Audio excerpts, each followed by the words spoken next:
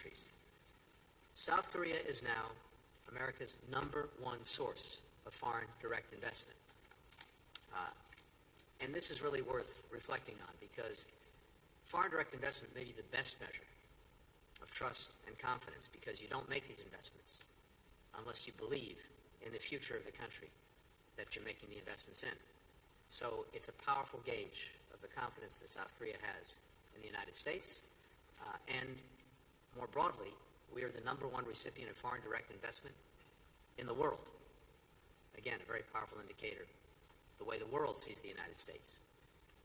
Thanks to the CHIPS and Science Act, thanks to the IRA, since 2021, Korea's companies have pledged to invest $140 billion in the United States, and that will help create some 100,000 jobs. And those jobs will be in the industries of the future. We're now Korea's second largest investor. Together, we're advancing a shared economic vision for the Indo-Pacific and actually for the world. These goals are bolstered by growing trilateral cooperation with Japan, building on the historic Camp David summit that President Biden convened and hosted. And we look forward to another trilateral summit at the earliest opportunity. I mentioned at the start that Korea is increasingly a powerful and consequential leader around the world, a global pivotal state. It hosted the Summit for Democracy in March. We look forward to Korea hosting APEC next year.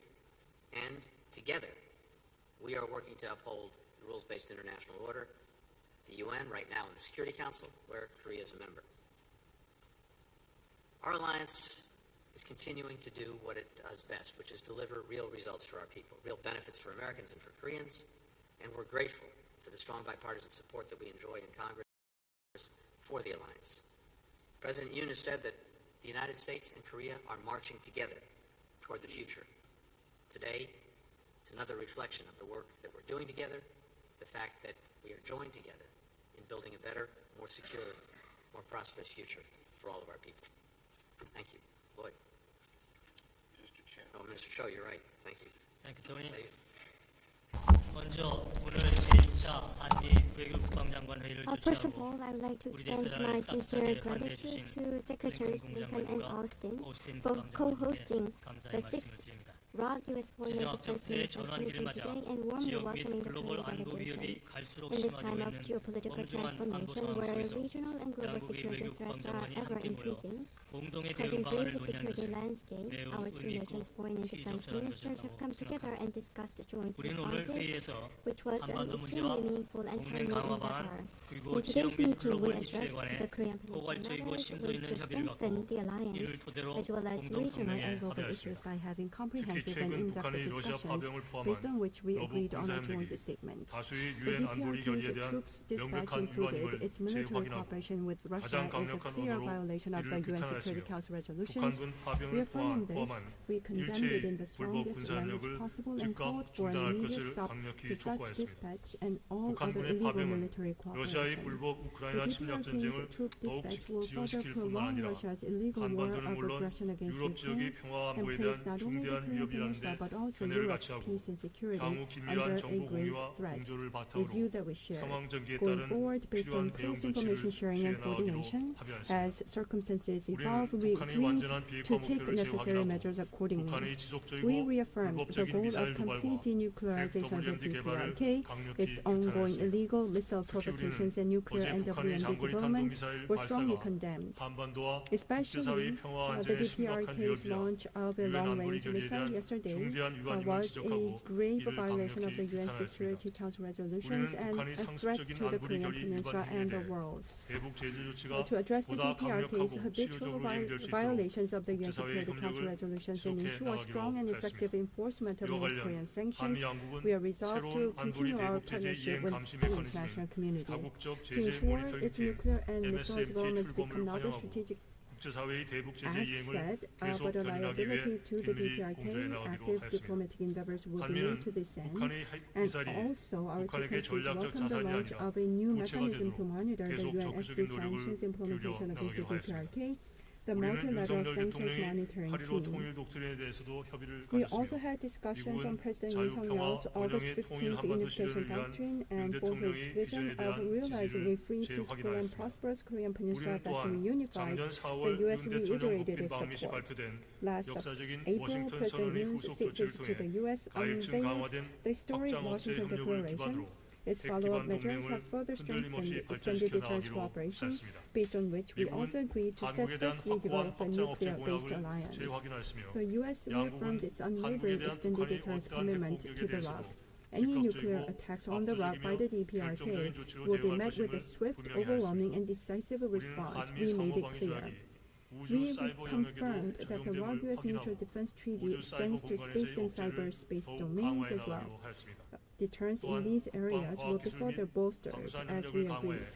In 동맹 addition, 기반을 cooperation in 더욱 defense, 튼튼히 science, and 다져나가기로 technology, as well as defense 우리는 industry, will be 인체 further 지역의 규범 기반 reinforced 국제 to render the 질서를 foundation of the 계속 alliance 긴밀히 even stronger. 공조해 나가기로 To 하였습니다. safeguard the rules-based 영내 international 어떠한 order in the 일방적 Indo-Pacific, we 현상 agreed to 변경 continue 시도에도 working in 반대하며 close concert. 항행과 We 상공 opposed 비행기 any 자유도 unilateral attempts to 유엔 change the 해양법 status 회원과 quo in the 국제법이 region. 보장하는 Freedom of 기본적 navigation and 권리과 overflight is 준수되는 among the fundamental 해양 rights 질서 and 확립이 obligations of the 매우 Untoz and 중요하다는 international 점을 law. 재확인하였습니다. Establishing a maritime order where 우크라이나에 such is 대한 guaranteed 국제 is 연대와 crucial, as 지원 we 의지도 reaffirmed. We 재확인하였습니다. also reiterated our 우리는 commitment to 올해로 international 71 solidarity and 년째를 support 맞이하는 for 한미 Ukraine. 동맹이 Now, 민주주의, 인권, in 법치 its 등 71st 양국이 year, the 공유하는 ROC-US 핵심 alliance, 가치와 rooted in 양국 democracy, 민간 human rights, 확고한 rule of law, 신뢰를 and other 바탕으로 core shared 그 어느 values, 때보다 and 강력하게 unwaveringly 유지되고 trusted 있다는 by our 데 people, 의견을 remains 같이 하고 stronger than 동맹의 ever. 외연과 Sharing 깊이를 this view, we 더욱 agreed 확대 to further 심화시켜 broaden and 나가기 위해 deepen the alliance 앞으로 by convening 한미 외교 regular 국방장관 ROC-US 회의를 foreign and 정례적으로 defense 개최하기로 ministers meeting 합의하였습니다. going forward. 한미 외교 Such 국방장관 회의의 regularization 정례화는 of the 2+2 가장 meeting 성공한 will 동맹인 ensure 한미연맹의 that the 협력을 ROC-US alliance, as one of the 제도화하고 most successful 내시화하는 데 alliances, 기여할 engaged 것입니다. in more 두 분 institutionalized 장관님께 and 다시 한번 substantive 깊은 cooperation. 감사의 말씀. Thank you, Secretaries Blinken and Austin, once again. Minister Kim, Foreign Minister Cho, it's great to have you with us here in Washington. Today's meeting has once again demonstrated the importance of our ironclad alliance.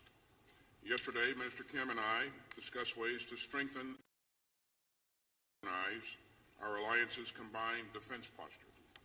And in today's 2+2, we talked about evolving our alliance into a comprehensive global partnership. So let me touch on 3 key points. First, we agreed today to further enhance our interoperability and strengthen our extended deterrence. Our countries are deepening our nuclear and strategic planning efforts through the Nuclear Consultative Group. And we're increasing the regular deployments of U.S. strategic assets on the Korean Peninsula. We also affirm that attacks in space or cyberspace that clearly challenge the security of the alliance could lead us to invoke Article 3 of the Mutual Defense Treaty. So to improve our awareness of threats in the space and cyber domains, we're enhancing our interoperability and information sharing. Second, we're expanding the cooperation between our defense industrial bases. That includes the U.S. Navy certification of ROK shipyards to maintain, repair, and overhaul U.S. Navy ships. And that will help keep our alliance resilient. And it will help ensure that we have the capabilities to deter potential foes and, if necessary, prevail in conflict. Third, and finally, we're continuing to advance our defense ties with our regional allies and partners, especially the historic growth of trilateral security cooperation among Japan, the ROK, and the United States. Our robust partnerships, especially with Japan and the ROK, let us share information, assess threats, and craft thoughtful responses, just like last night when the DPRK conducted its latest irresponsible missile test. And across the Indo-Pacific, we're working to strengthen maritime security and to bolster interoperability through multilateral exercises.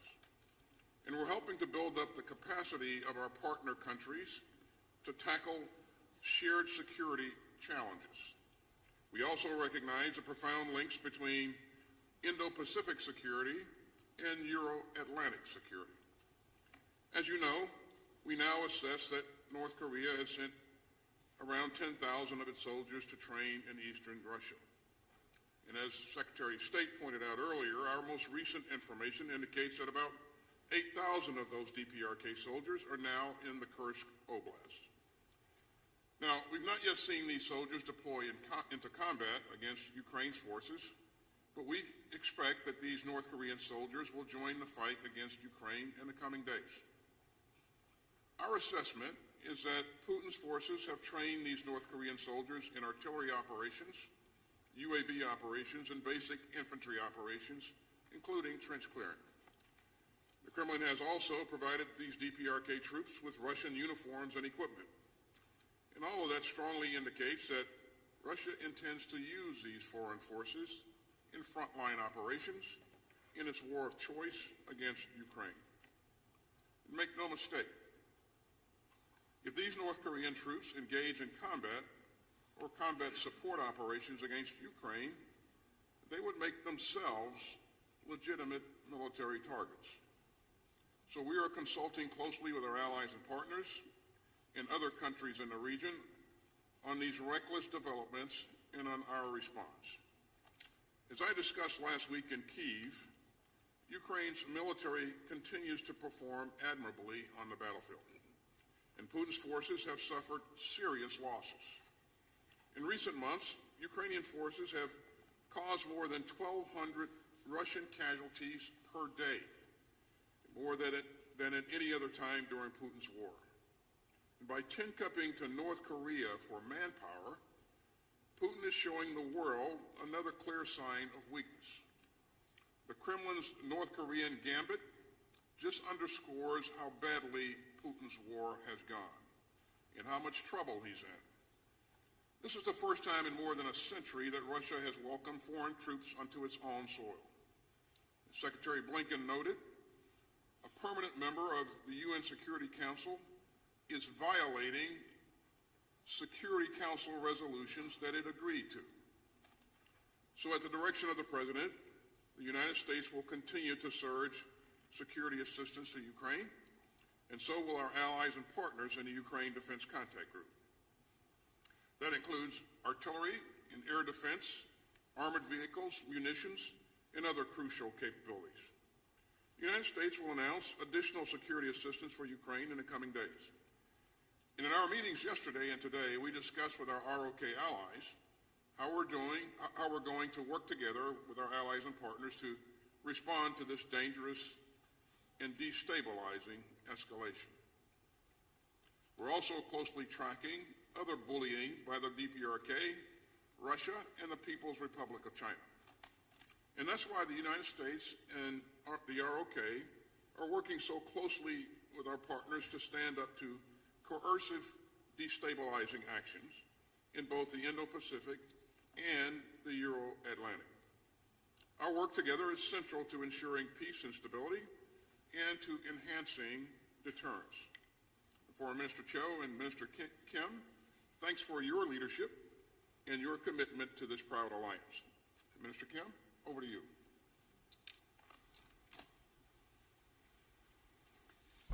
네, 반갑습니다.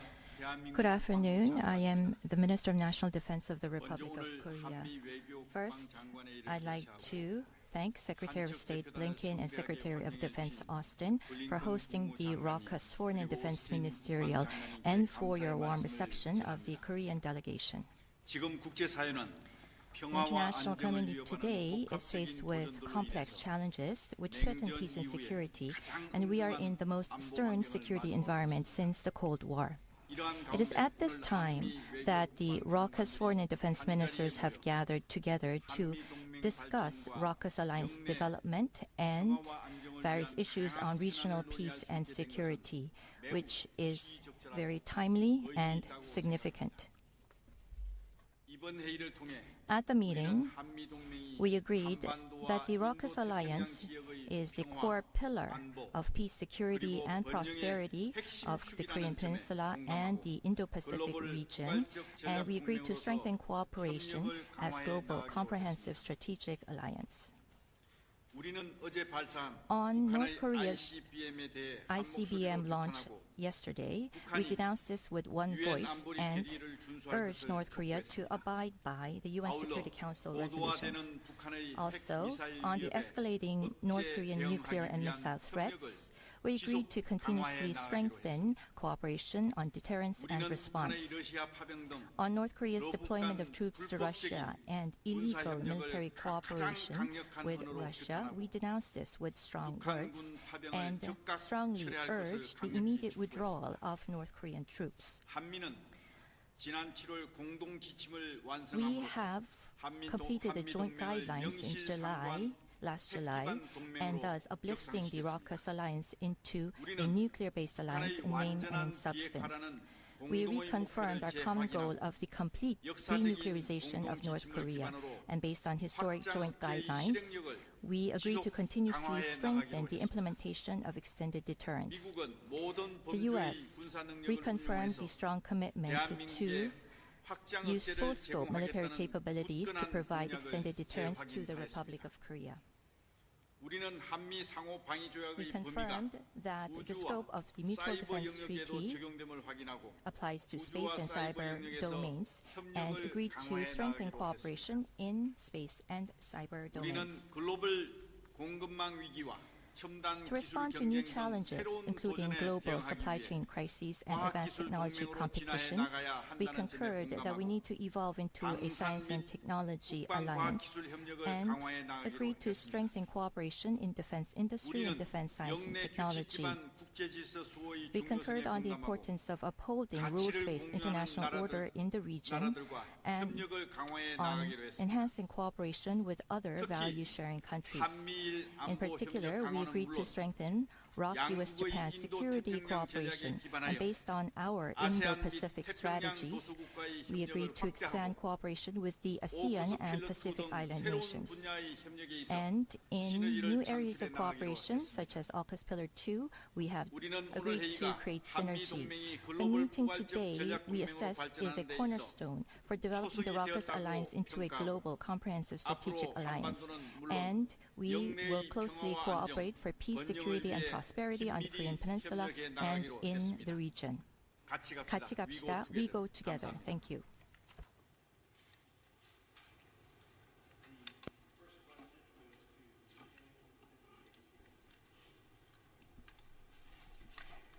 Thank you very much. Now, my first question is for the four of you. You discussed the need for Beijing to do more to rein in North Korea's aggression, but so far, China has been largely silent on North Korea's deployment of troops to help Russia's war effort.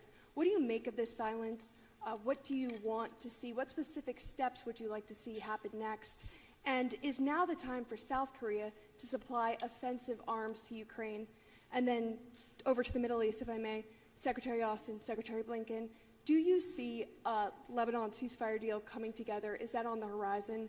And then in Gaza, the U.S. has been pushing Israel for answers on that devastating strike in Bet Lahia for days now, to no avail.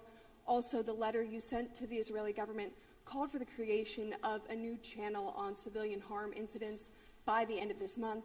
So far, it doesn't appear that has happened. Has anything changed on either of those fronts? And if not, how do you justify continuing to arm a foreign power that won't cooperate? Any more? I'm happy to start. As we said, I think each of us, and as we say collectively, we believe that the entire world should be insisting and demanding that the DPRK cease its provocative actions, both in terms of the repeated missile launches in violation of UN Security Council resolutions, and now also providing its troops for Russia's use in this war of aggression against Ukraine. And when it comes to China, as a member of the United Nations Security Council, we would and should expect no less. And we've had communications with China. In fact, we had a robust conversation just this week.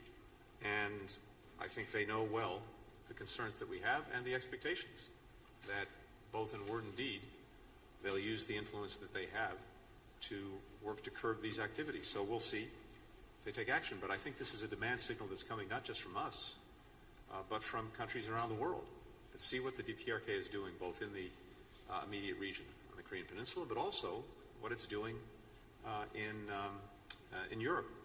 Now, it's also very important to note that this is a two-way street between DPRK and Russia.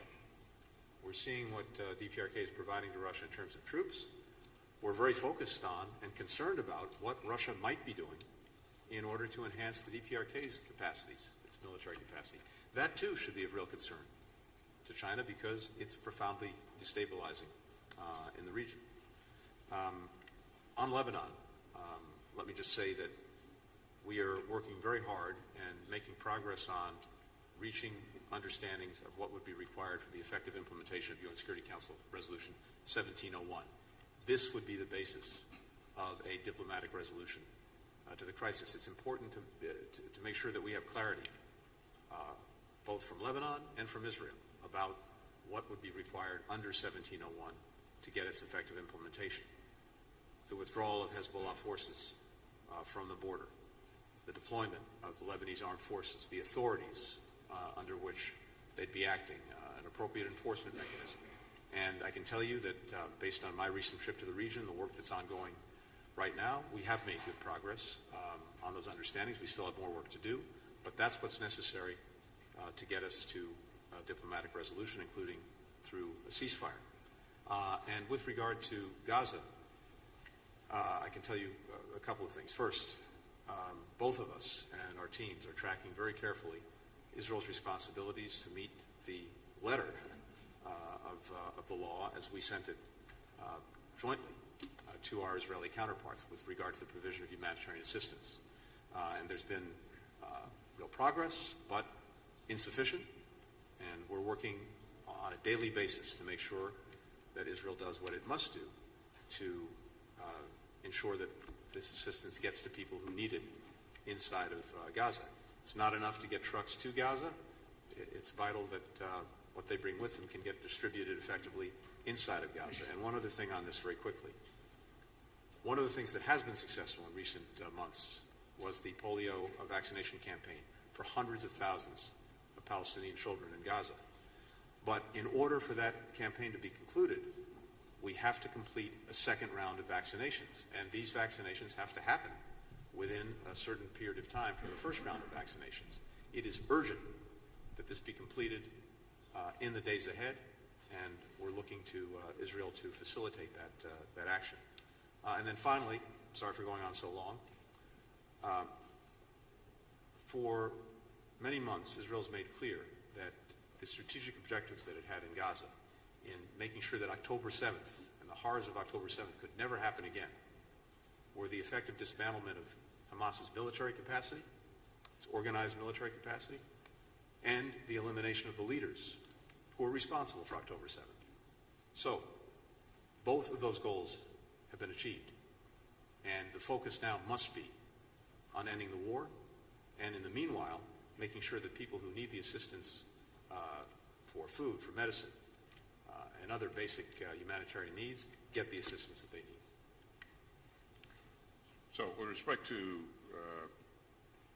the PRC in this latest development with DPRK troops in Russia, we're speaking to countries throughout the region about this alarming development, and that includes, as Tony pointed out, it includes the PRC. And I would refer you to the PRC for their position, but if China is serious about its desire for de-escalation, it should be asking Russia some hard questions at this point, and whether it intends to broaden this conflict by this kind of behavior. And so we'll continue to work with allies and partners, and make sure that we're doing the right things in terms of being prepared to move to the next stage in terms of holding DPRK to task. Regarding activities in the Middle East, I talk to my counterpart, Minister Gallant, routinely. I'll talk to him today, this afternoon. And every time I talk to him, I emphasize the need to protect civilians in the battle space and the need to provide humanitarian assistance to the people in Gaza. And as Tony pointed out, they have made some progress recently. We want to see them do much more, and we'll continue to emphasize that as we engage in the future. And again, we're hopeful that we will see things transition in Lebanon in a not too distant future. I think there's an opportunity for that to happen, but it's left to be seen when that will happen. But we'll continue to press to make sure that it happens sooner versus later. 네, 지금 최근의 진전 상황에 대한 중국의 입장에 대해서 Regarding China's stance on the recent developments and what kind of measures that we will be asking 군사 for 협력과 또 towards China, 북한의 러시아 파병 문제에 대해서 concerning the 중국은 상당히 military 대외 입장 cooperation 표명에 있어서 between Russia 신중한 and the DPRK 자세를 and 취하고 the troop 있습니다만 dispatch to 속으로는 Russia. 상당히 China 불편한 has been 심정일 reticent 것으로 about 저희들은 making 추측을 하고 its 있습니다. position known, but I 중국이 believe 분명히 that 할 수 있는 역할이 it is 있다고 finding it 때문에 very uncomfortable, the whole 지난 situation. 봄부터 중국과 Starting 계속 from last 전략적인 소통을 spring, 해왔던 그런 because we know that there are things that China can do. We have been engaging in high-level talks and communication with China so that 준비하는 그런 we 차원에서 can 여러 make 레벨에서 relevant 중국과의 cooperation. So 접촉이 we'll 있을 continue to 것으로 do 생각이 so 되기 going 때문에 forward, and we 그러한 will be 기회를 having 통해서 many contacts 우리 and 지혜를 interactions with 전달하고 the 또 PRC, 중국이 필요한 and 역할을 utilizing 하도록 those occasions, 그렇게 so we 촉구해 will 나갈 생각을 relay 저는 our 말씀드리겠습니다. concerns and 그리고 thoughts 앞으로 to 우크라이나에 the 무기를 PRC. 지원할 And 것이냐라고 going forward, 물으셨는데 regarding our 최근 plan to provide 전쟁 weapons 상황에 to 대해서 Ukraine, 우리 정부 입장은 there was a 윤석열 대통령께서 question, 눈이 말씀하셨듯이 as was mentioned 러브 군사 by 협력의 the 진전 추이에 따라서 President 그에 Yun, 상응하는 depending on the 조치를 developments 단계적으로 in 취할 military 것이라는 것을 cooperation 말씀드리고 between the 그러한 DPRK 기본 and 입장하에 Russia, relevant 앞으로 measures, corresponding 러시아가 measures will be taken 북한이 accordingly. 러시아에서 어떠한 정도의 We need to 개입 see 수준을 the 유지하면서 level of 활동할 involvement 것인지 of 그에 the 대해서 DPRK 러시아가 forces 어떠한 반대표를 in 줄 것인지 Russia, 그러한 and we 내용들을 also need to 살펴가면서 watch what kind of quid 상황하는 pro quo 조치를 취할 것이라는 the 것을 DPRK 말씀드리고 will be receiving from 어떤 Russia. 상황을 So we'll have to 예단해서 watch that 구체적인 before making a 조치를 decision as to 취할 the 것이다라고 하는 것을 weapon 밝힌 support 것은 that we will be 바람직하지 providing 않다고 to 생각합니다. Ukraine. So we're not in a position to share the specifics. 네, 세 분께서 So the three earlier ministers have already mentioned much, but I'd like to just add one point. On the silence of the PRC, 중국은 아직까지 침묵을 China still continues to be 지금 이제 silent. 관망을 하고 있다고 보는 게 정확하겠죠. I think the more clear 그래서 assessment is that it 사태가 is 발전되고 watching 악화되면 and waiting, 언젠가는 and if the 중국이 situation worsens, at one 중재자로서의 point, 역할이든 모종의 China, 역할을 할 것이다. either 그 시점이 as a 언제일까? mediator 저는 그렇게 or 생각합니다. any 중국이 other 이게 role 사태가 may be 악화되면 intervening. So when the situation 중국의 worsens, 이익에 침해되는 순간이 올 거라고 there will 생각합니다. be a point when the interests of China will be violated, and it is at that point that China will begin to play a certain role. For the next question, Sang-ho Song with Yonhap News Agency. Thank you. My first question is for Minister Kim and Secretary Austin. Yesterday, North Korea launched an ICBM. Do you assess that there was any Russian technological support vis-a-vis the latest ICBM launch? And regarding the SCM statement yesterday, the statement said that Minister and Secretary decided to include North Korean nuclear attack scenario in future combined exercises. Does that require any revision or update of ROK-US wartime operational plans? And when will that happen? Would that be applied to combined exercises in coming years or next year? Can you give us some clarity on the time frame? And my second question is for Secretary Blinken and Minister Cho. Can you tell us what specific steps South Korea and the United States are considering taking beyond just public condemnation if North Korean troops' actual entry into combat is confirmed? Thank you. So the first question was on the ICBM, and can you...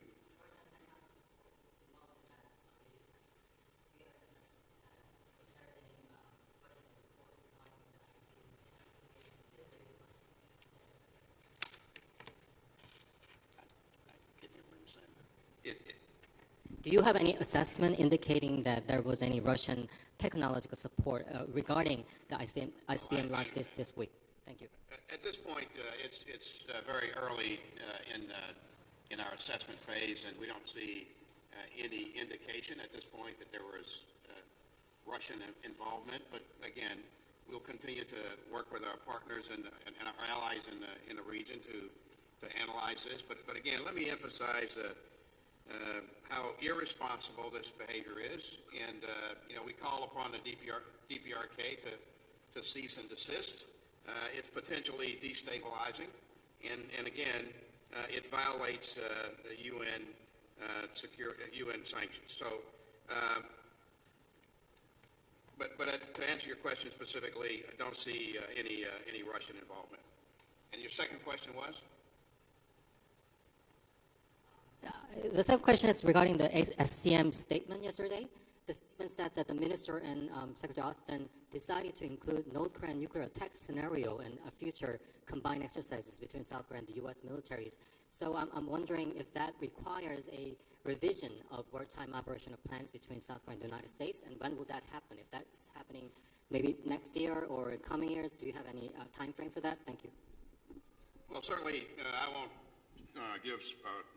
provide specifics about the contents of our planning, but I would just say that we are constantly planning and upgrading our plans and working to make sure that we are ready to fight tonight if it comes to that.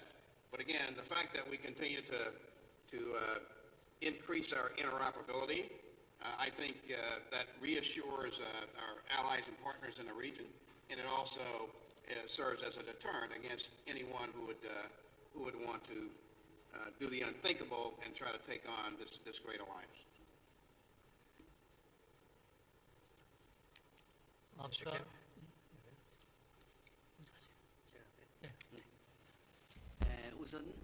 Firstly, on the first question, on North Korea's ICBM launch, was there a technical support from Russia? That has not been confirmed at the moment. And what we predict is that there is no evidence that Russian technology support was provided. Secondly, so combined exercises based on North Korean nuclear capabilities. In all of the operational plans, it is based on strategy, and based on the strategic plan, implementation happens. And so that is how we proceed with our exercises, and it will be implemented as soon as possible. So I think that is as far as I can say. 아까 그 공개적인 한미 양국의 공개적인 규탄 발언 이외에 Other than the public condemnation between our two nations, what specific actions are we considering? That was the question. At this point, strategic communication towards the international community, especially tailoring our messages to different groups of members of the international community, and a coordination of independent sanctions are on our minds, and we will consider the rest of possible scenarios for making considerations as to the options to take. Regarding the specific measures and actions to be taken, we'll have to see the specifics of military cooperation between the DPRK and Russia. Once that's confirmed, we will take actions accordingly. Yeah, and I can only reinforce what the Foreign Minister said. We'll, of course, consult closely with allies and partners. We see North Korean troops enter into combat. As both Lloyd and I have said, that makes them legitimate military targets, but we'll be consulting with allies and partners on any additional steps and any additional measures we may choose to take. For our part, for the United States, as I mentioned earlier, you'll be seeing additional security assistance heading in the direction of Ukraine very soon, to be announced in the coming days. And throughout these months, we will be with more than 50 countries, continuing to strengthen and build support for Ukraine's defense with everything that it needs to effectively defend itself, as well as continuing to put pressure on Russia and to deal in many other ways with the ongoing aggression. For the next question, Noah Robertson with Defense.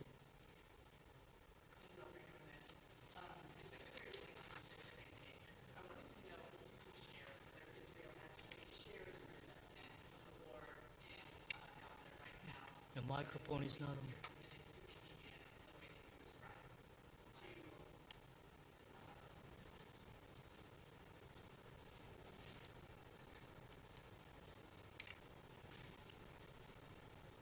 Can you hear me? Did you hear the question, or should I repeat it? No, I got it. Thanks. Perfect, thank you. And to both Secretary Austin and Secretary Blinken, I wanted to know if you could describe the progress that you've seen in humanitarian aid and whether you believe with Gaza that Israel is on track to reach a sufficient level for your satisfaction, and if you could expand specifically on what channel that the U.S. has used to communicate with China about the DPRK's actions in Russia. To Secretary Austin specifically, I wanted to know, now that we have seen these 8,000 DPRK troops deployed toward Kursk, whether you think it's possible for Ukraine to hold on to its territory there, or whether it will have to try to consolidate its defenses given the losses in the east. And then if I could venture one more specifically to Minister Kim, could you specify the number of containers that the DPRK has provided to Russia during the conflict as it grows its cooperation militarily? Thank you. Thank you. Well, of course, I'll let Israel speak for itself, but I think it actually largely has. As I said, it's made clear repeatedly and publicly that the critical objectives that it had for making sure that October 7th could never happen again were the elimination of Hamas's organized military capacity, as well as bringing to justice those who were responsible for perpetrating October 7th, and notably Mr. Sinwar. Well, the latter is demonstrably done, and the Israelis themselves have said, and said publicly, that they have dismantled Hamas's military capacity. So on that basis, and these are their stated objectives, those objectives having been achieved at great cost in the lives of children, women, men, Palestinians, caught in this crossfire of Hamas's initiation and making, well, this would be the time to move to end the war. In terms of progress on the humanitarian aid, look, the letter that Lloyd and I sent, which is now in the public domain, even though that was not the intent, lays out a number of things that we expect to see them do. And I can tell you that as you go down the list, there are a number of them, a number of these steps have been taken, including, for example, reviving crossings that had been dormant, initiating and opening a new crossing into Gaza, some additional measures. Some are in train, others we've not yet seen. And so we're tracking this between us, between our teams, with the Israelis and those who are working on the humanitarian response every single day.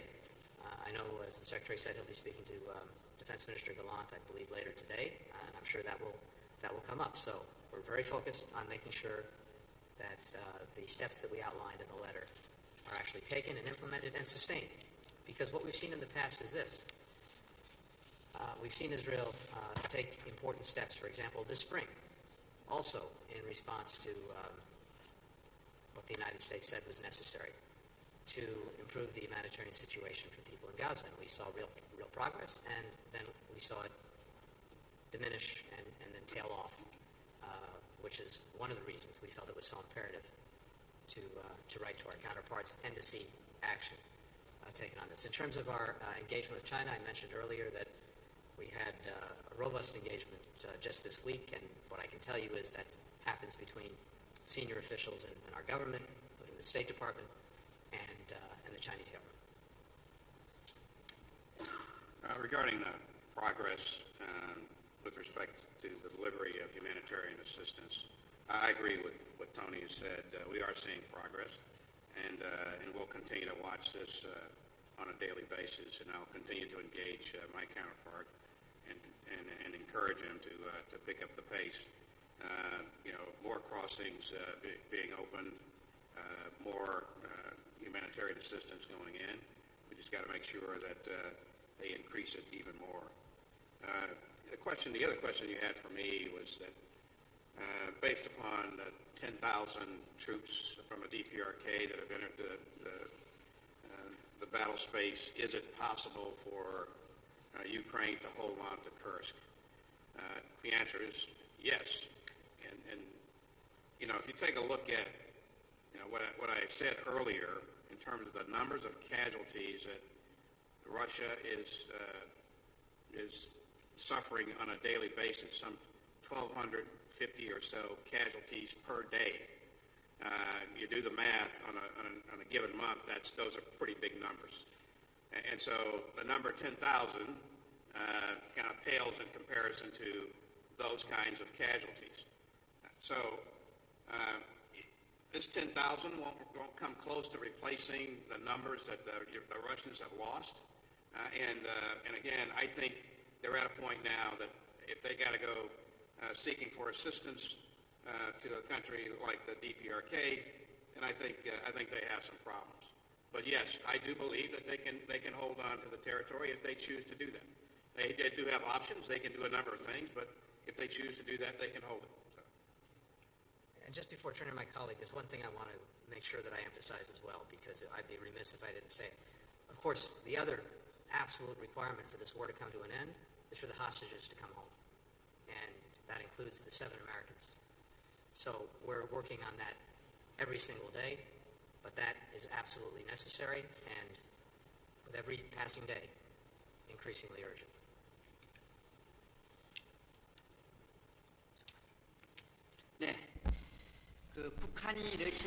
On North Korea's munition support to Russia, it will be in the hundreds of thousands. So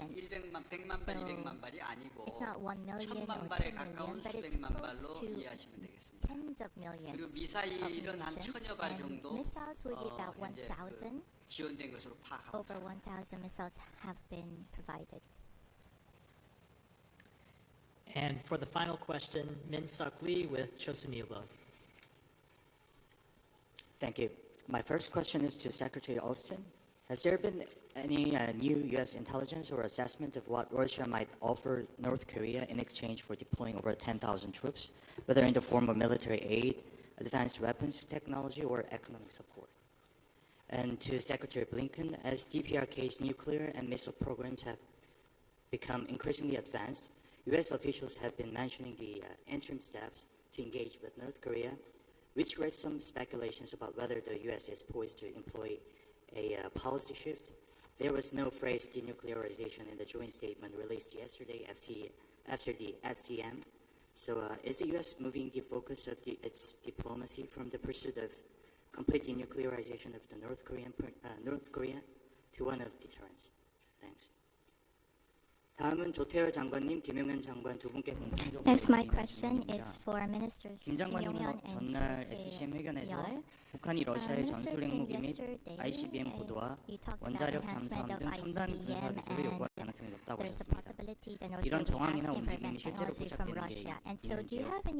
그리고 이런 우려가 가시화될 경우 우리 정부는 어떤 대응을 하고 있는지, 그리고 이를 막기 위한 방안은 어떤 것들이 논의되고 있는지 말씀드립니다. that we can take. In terms of what the DPRK may be getting in return for its provision of 10,000 troops, that's unknown at this point, but as you look at things, you would guess that technology would be at the top of the list, and that's, again, one of those that will be destabilized. Depending on what kind of technology we're talking. DPRK stands a chance of gaining in this exchange here. This is something that we're going to have to continue to watch very, very closely. It will potentially embolden them to do more of the kinds of things that we've seen them do here recently, especially the kinds of things that we saw yesterday with the launch of an ICBM. And our policy remains what it has been and will remain, which is the complete denuclearization of the Korean Peninsula.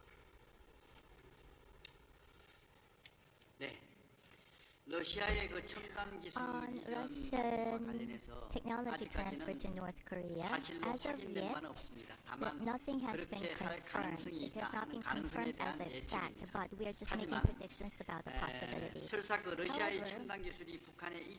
However, if there will be a transfer of Russian technology to North Korea, we can overcome that through the advanced technology that the alliance has. 저는 그런 상황이 발생되지 않도록 억제하는 것이 중요하다고 deter 생각을 such 하고 situation. I believe our efforts in that regard is most important. In collaboration with the international community, we are engaged in strategic communication and coordinating independent sanctions. These activities have exactly that situation, deterrence of that situation in mind as a top priority. And once that's done, as to what kind of actions to be taken, I will have to repeat the principle that I've already told you about. Thank you. Thank you all.